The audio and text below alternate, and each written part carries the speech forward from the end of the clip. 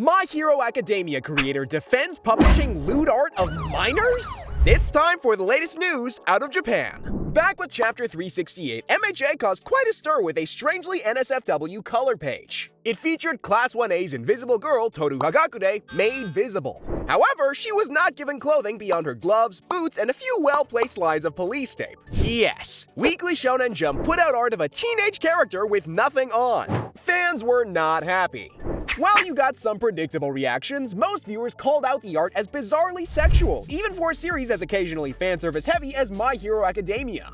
In a newly released volume extra, creator Kohei Horikoshi tried to explain what happened with this bizarre color page. But for many, the mangaka seems to have dug himself into an even deeper hole. This color page has nothing to do with the plot, right? That's because it was like a reference sheet to test Hagakure's color scheme that I drew years ago and didn't intend to publish anywhere. But then I ran out of time to draw a new piece and was asked, don't you have any color drawings you can use? Well, I usually don't care if the color page has to do with a chapter, but in this case, it was quite baffling. It seems pretty clear that Horikoshi doesn't really understand what the issue is with this page or is just trying to not talk about it.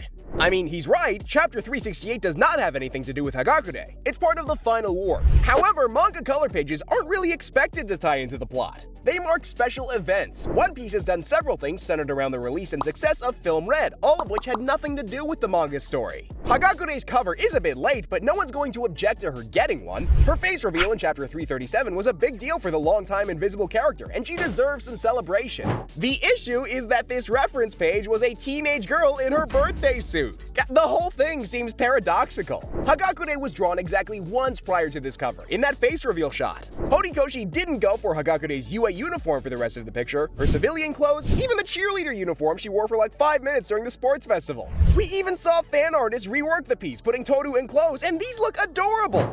But no, we got the released version instead.